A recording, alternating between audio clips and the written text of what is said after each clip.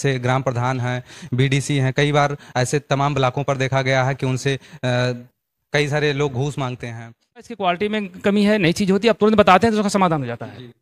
तो ये बताने जो होती क्योंकि इतनी बड़ी चाहूँगा कि आप आईएएस बनाए गए, हमारे जनपद में आप सीडीओ के पद पर तैनात हैं, तो सबसे पहले आपको बहुत बहुत बधाई। धन्यवाद लिए हैं। उसमें हमेशा नंबर 1 पर ही रहने का मेरा प्रयास था और मैं हमेशा टॉपर रहा। 2 रास्ते हैं, जैसे मान लीजिए आप पीसीएस संवर्ग से हैं तो आप पहले एसडीएम बनते हैं, एसडीएम के बाद आपके पास और ऑप्शन है एडीएम बनते हैं, एडीएम के बाद सीडीओ। जितने काम जो डेवलपमेंट के जितने काम है वो कहीं ना कहीं वो उसके लिए सीडीओ नोडल अधिकारी एक रीढ़ की हड्डी है, वो काम करता है। और वहाँ खनिजा हो, नाली हो, विद्यालय हो, वहाँ पर हेल्थ सेंटर हो सकता है, आपका आंगनबाड़ी केंद्र हो सकता है, खेलकूद के मैदान हो सकता है। बहुत बड़ी चुनौती है विकास को लेकर, जैसे अभी तमाम सारे गरीब लोग हैं जिनको घर आवास नहीं मिला है, अन्य तमाम सारी सुविधाओं से वंचित रह जाते हैं, ये कितनी बड़ी चुनौती और कर्तव्य की बात है। तो हम अधिकार के प्रति जागरूक होने के साथ कर्तव्य के प्रति भी जागरूक हो जाएं, दोनों चीज़ों का तालमेल। एक समस्या है कि जो लोग मनरेगा के तहत काम कर रहे हैं, कई लोगों का कार्ड बना हुआ है और वो बाहर रहते हैं, कोई दिल्ली रहा, कोई मुंबई रहा है, तो शासन के निर्देश में यहाँ पर हम लोग कराते रहते हैं। अभी भी हम लोगों ने सभी वीडियो की बैठक हुई, उसमें बात बताते हैं कि आप अपना जितने भी जॉब कार्ड होल्डर है सत्यापन कर लो। ऐसे तो क्योंकि आईएएस पीसी की लड़ाई बहुत लंबी लड़ाई है, ये टेस्ट मैच है, ऐसा नहीं कि आप T20 खेल दिए तो आप उसको कर ले जाएंगे। ये लंबी पीरियड है, लंबा टाइम लेता है। उत्तर उसे अलग कैसे है, आपको 1 नंबर ही ज़्यादा कैसे उससे मिल सकता है, ठीक है नहीं। ये बहुत परिस्थितियाँ हो सकती है, कुछ सामाजिक परिस्थितियाँ हो सकती है, कुछ आर्थिक परिस्थितियाँ भी होंगी, गरीब बच्चों को तो आर्थिक परिस्थितियाँ भी आएंगी, बहुत सारे आएंगी। जनपद में मुख्य विकास अधिकारी के पद पर हैं, तो बस्ती जनपद को बदलने के लिए आपके माइंड में क्या ऐसा? हर ब्लॉक से कम 10-10 ऐसे ग्राम पंचायतों के लिए जिनको मॉडल ग्राम पंचायत तौर पर विकसित कर लें। ठीक कहूँगा कि परहित सरिस धर्म नहीं भाई, पर पीड़ा नहीं सबने अजमाई। आप सभी को नमस्कार दोस्तों, मैं हूं जगन्नाथ मिश्रा और हमारे यूट्यूब चैनल पे आप सभी का बहुत बहुत स्वागत है। दोस्तों, आज हमारे साथ में बस्ती जनपद से तेज तर्रार मुख्य विकास अधिकारी आईएएस राजेश कुमार प्रजापति जी आज हमारे साथ में जुड़े हुए हैं, जो कि आज हम आपसे तमाम सारे प्रश्नों को लेकर समय मांगे, जो कि हम आपसे, आपने कैसे पढ़ाई किया, आपका इतना जीवन संघर्षमय रहा, आपने इतनी बड़ी सफलता अर्जित किया, उसके बाद में आप जिले के इतने बड़े पद पर हैं, तो जिले के को लेकर तमाम सारी विकास की क्या योजनाएं आपके माइंड में चल रही हैं जिससे एक बस्ती जनपद को एक अच्छे मतलब आदर्श जिले के रूप में बनाया जा सके, तमाम सारे विषय पर चर्चा करेंगे। सबसे पहले हमारे साथ में सीडीओ साहब जुड़े हुए हैं। सर, आपका स्वागत हमारे चैनल पर। बहुत बहुत धन्यवाद जगन्नाथ मिश्रा जी आपका। सर, मैं सबसे पहले तो आपको बधाई देना चाहूँगा कि आप आईएएस बनाए गए, हमारे जनपद में आप सीडीओ के पद पर तैनात हैं, तो सबसे पहले आपको बहुत बहुत बधाई। धन्यवाद धन्यवाद। मैं आपसे ये जानना चाहूँगा सर कि आज आप बस्ती जनपद में सीडीओ के पद पर तैनात हैं और इतनी बड़ी आपने उपलब्धि हासिल किया है, आपका इतना नाम जिले में चलता है, तो इसकी शुरुआत आप जो बचपन का टाइम था, आपने पढ़ाई किया, विद्यार्थी जीवन में आप आए, कभी आपने सोचा था कि मैं यहाँ तक पहुँच पाऊँगा? देखिए, आपका प्रश्न बिल्कुल सही है।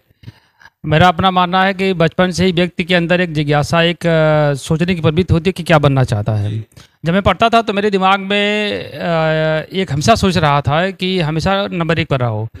जिस क्षेत्र में आप जाना चाहते हो उस क्षेत्र में हमेशा नंबर 1 पर रहिए, चाहे आप क्लास 1 में पढ़ते हो, इंटरमीडिएट में पढ़ते हो या आप ग्रेजुएशन करते हैं। ये था कि टॉप करना आपके, पहला तो दिमाग में ये था कि जो हम काम रूटीन लिए हैं उसमें हमेशा नंबर 1 पर ही रहने का मेरा प्रयास था और मैं हमेशा टॉपर रहा।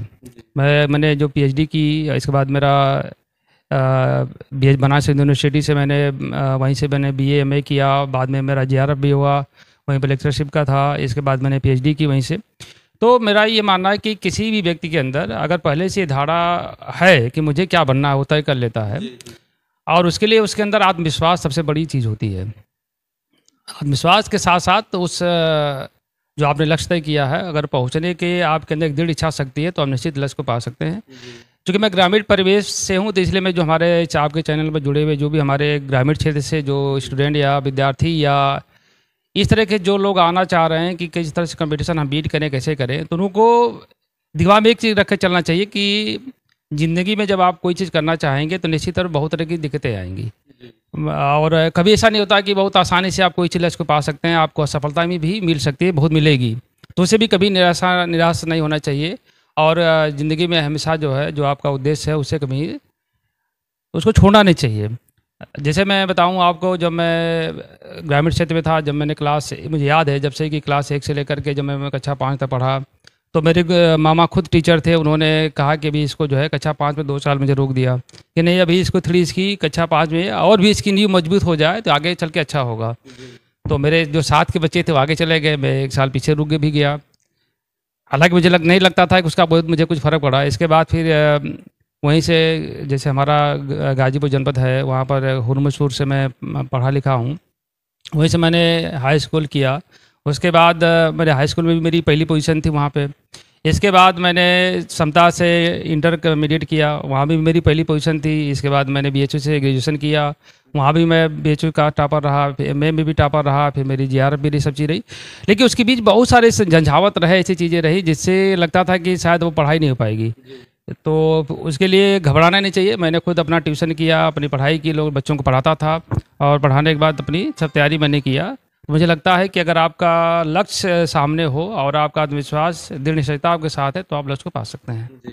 सर, मैं आपसे ये जानना चाहूँगा कि आप ज़िले में मुख्य विकास अधिकारी हैं, तो इसके प्रमुख क्या कार्य होते हैं? जैसे लोग जानना चाहते हैं कि जब मैं सीडीओ बनूं या जो भी बनना चाह रहे हैं, जो आपको देख रहे हैं, तो उनको जानकारी होनी चाहिए कि फिर उनको क्या करना है। देखिए, सीडीओ बनने के 2 रास्ते हैं। जैसे मान लीजिए आप पीसीएस संवर्ग से हैं, तो आप पहले एसडीएम बनते हैं, एसडीएम के बाद आपके पास और ऑप्शन है, एडीएम बनते हैं, एडीएम के बाद सीडीओ, फिर जैसे जैसे आपका प्रमोशन होता है बहुत सारे पद होते हैं। तो जैसे मैं 2000 बैच मेरा पीसीएस है, तो उसमें मैं पहले, इसके पहले कई जगहों पर एसडीएम भी था, बाद में एडीएम भी बना। इसके बाद मैं सीडीओ उन्नाव था, सीडीओ उन्नाव के बाद सीडीओ बस्ती हूँ। तो सीडीओ उन्नाव, जब हर पद का एक अलग महत्व है। जैसे जब मैं एडीएम था तो उसका अलग था, उसका काम करने का तरीका अलग हुआ करता था। सीडीओ पर आने पर काम करने के तरीके और बड़े हो गए, ज़्यादा हो गए, आपका कार्य ज़्यादा बड़ा हो गया। बेसिक काम का है कि जो विकास के जितने काम, जो डेवलपमेंट के जितने काम है, वो कहीं ना कहीं वो उसके लिए सीडीओ नोडल अधिकारी एक रीढ़ की हड्डी है, वो काम करता है। और अगर आपके अंदर ये है कि भाई भारत हमारा जो है वो ग्रामीण क्षेत्रों में निवास करता है और आम जनता के लिए आपका चयन हुआ है, अगर उस पर आप काम करते हैं, तो मुझे लगता है कि उससे बड़ी कोई सेवा नहीं हो सकती है। विकास की चीज़ तभी से हो जाएगी जब आपके मंदिर में वो भावना होनी चाहिए कि भाई ये कोई भी व्यक्ति अगर आपके पास कोई चीज़ लेकर आता है तो उसको उतना ही गंभीरता समझता से दीजिए जितने कि आप बड़े लोगों को देते हैं। क्योंकि हर व्यक्ति जो आपके पास अपनी बात लेकर आता है, हमारा दायित्व बनता है कि उसको निराकरण करें। हमारा प्रयास हो कि किस तरह से, जो हमारी, चूँकि हमारी यूनिट जो ग्राम पंचायत है, तो ग्राम पंचायत में हम डेवलपमेंट कैसे काम कर सकते हैं, चाहे वहाँ खनिजा हो, नाली हो, विद्यालय हों, वहाँ पर हेल्थ सेंटर हो सकता है, आपका आंगनबाड़ी केंद्र हो सकता है, खेलकूद के मैदान हो सकते हैं, बहुत सारी चीज़ हो सकती हैं। तो हम लोग के दिमाग में रहता है कि किस तरह से हम ग्राम पंचायत को एक नोडल ग्राम पंचायत के रूप में विकसित कर लें। अगर ये हम काम कर ले जाते हैं तो वो सबसे बड़ी उपलब्धि होती है।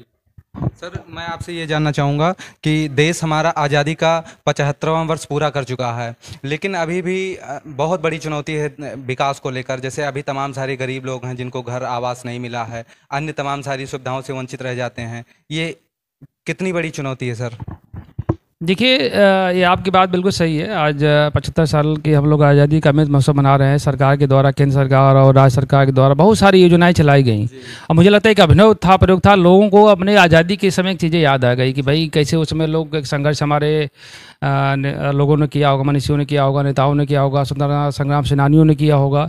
तो चीज़ें इस पीरियड में दिखाई दी। आपने देखा हर घर तिरंगा, तो सबने उसका आनंद लिया कि सभी लोगों ने एक सप्ताह का जो था कि घर पर लोग झंडा लगाएंगे, तिरंगे करेंगे, अपने घरों को लाइटिंग करेंगे, 15 अगस्त पर सजाएंगे, सब चीज़ें। तो कहीं ना कहीं वो चीज़ें देशभक्ति की भावना प्रगाढ़ करती है। तो वो चीज़ें जो है वो सबको आज़ादी के अमृत महोत्सव में मुझे लगता है कि इस बात की फीलिंग हुई कि एक देशभक्ति की भावना पैदा हुई। वो सबसे बड़ी चीज़ है किसी भी नागरिक के लिए। अगर वो देशभक्त है तो मुझे लगता है उससे बड़ा पूरे काम हो ही नहीं सकता है। तो वो चीज़ें थी करने के लिए, और हम लोगों ने किया भी है।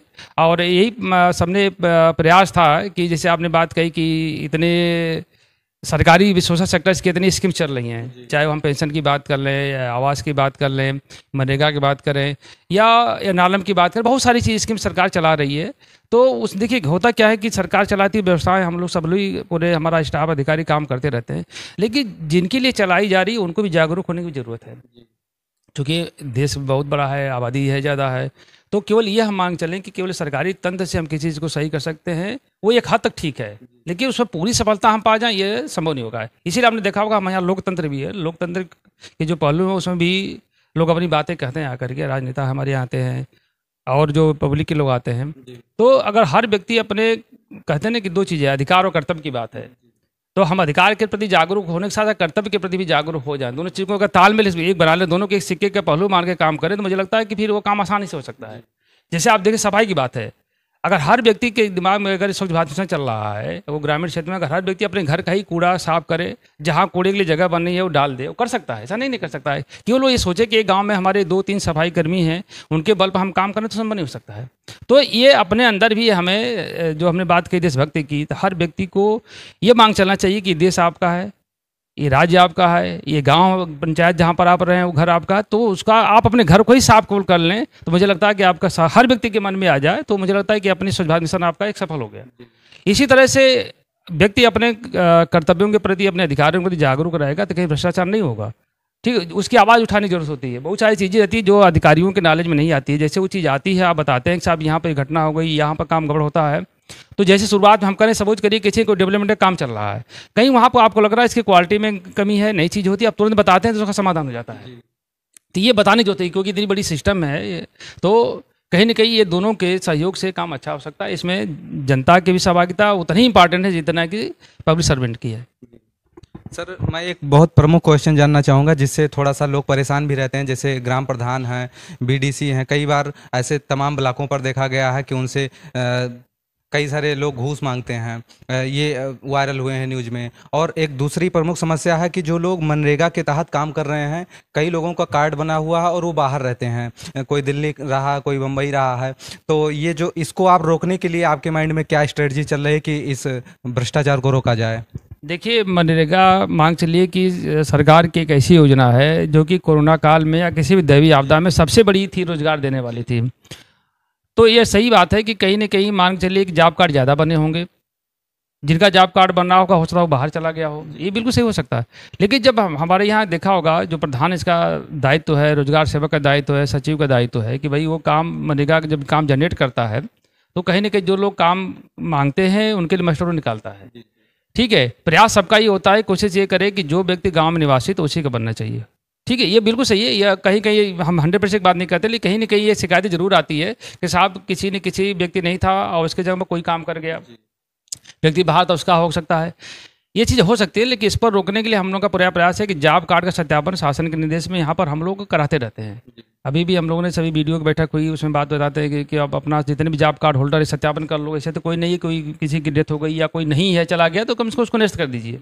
ठीक है नहीं, तो ये चीज़ें हैं, उसका पूरा प्रयास यही किया जा रहा है कि जो ओरिजिनल व्यक्ति गाँव में निवासित है या जो वाकई में जो जिनका जॉब कार्ड बना हुआ पहले से, अगर वो काम के इच्छुक है मौके पर, तभी उनको काम दिया जाए, अन्यथा समय न दिया जाए। सर, जो बच्चे आपको सुन रहे हैं, जो आईएएस बनना चाहते हैं, पीसीएस बनना चाहते हैं, यूपीएससी की तैयारी कर रहे हैं, या जो भी बस्ती जनपद के वासी आपको सुन रहे हैं, उन सभी के लिए आपका क्या मैसेज है सर? देखिए, बच्चों के लिए मेरा मैसेज यही है कि कभी हार नहीं माननी चाहिए। मेरा अपना मानना है, लड़ाई चूँकि आईएएस पीसीएस की लड़ाई बहुत लंबी लड़ाई है, ये टेस्ट मैच है। ऐसा नहीं कि आप T20 खेल दिए तो आप उसको कर ले जाएंगे। ये लंबी पीरियड है, लंबा टाइम लेता है इसमें, तो धैर्य की भी ज़रूरत है, आत्मविश्वास का धैर्य की ज़रूरत है, और एक पढ़ाई की रणनीति होती है। जैसे मैं अपनी बात बताऊँ, जब मैं पढ़ता था तो मैं शुरू से, जब मुझे थोड़ा सा होश आया तो मैंने कक्षा 6 से ही टाइम टेबल बना लिया था पढ़ने का। सुबह मुझे मान 4 बजे जगने का हुआ, 4 बजे से लेकर के रात के सोने तक हमारा भी कितना समय है उसका कैलकुलेशन मैंने किया।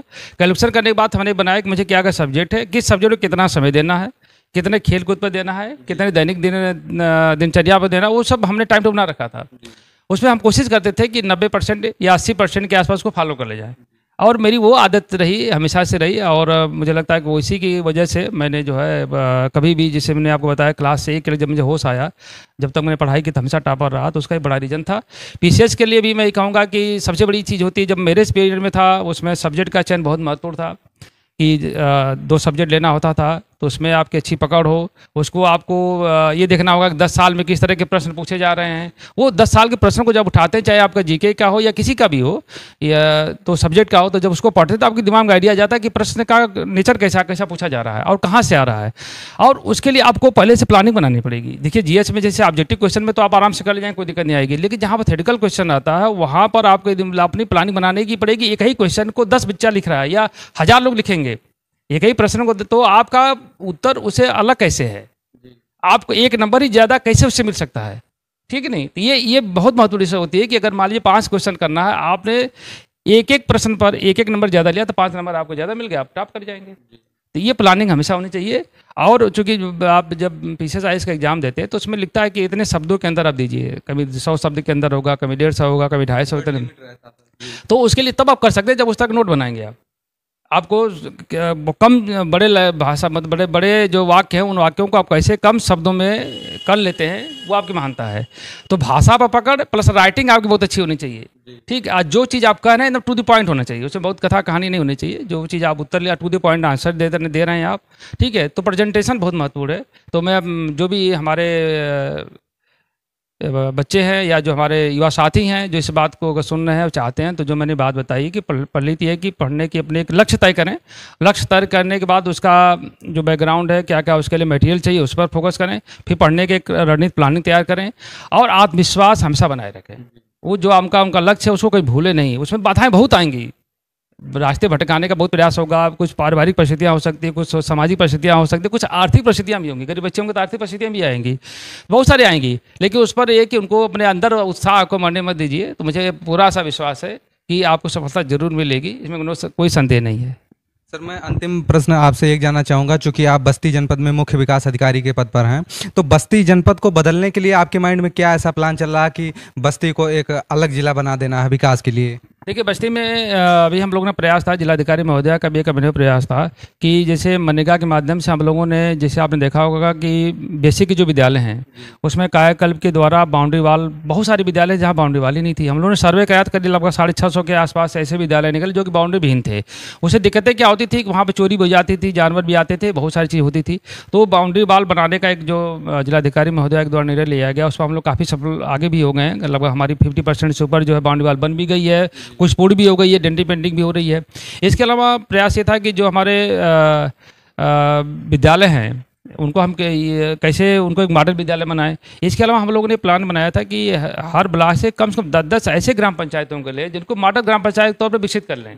ठीक है, मान लीजिए वहाँ पर जो भी खेलकूद का मैदान भी हो, बाउंड्री वाल स्कूल विद्यालय भी हो, अमृत सरोवर भी हो, अमृत उद्यान भी हो, मतलब जितनी सरकारी योजनाओं का चीज़ हो सकती है उसका प्रयास हम लोग कर रहे हैं। लेकिन मैं फिर भी कहूँगा कि ये चीज़ें तब संभव है जब हमारे इसमें जनप्रतिनिधि, हमारी बस्ती के आम आदमी और हमारे सभी कर्मचारी अधिकारी की एक टीम भावना से काम करें।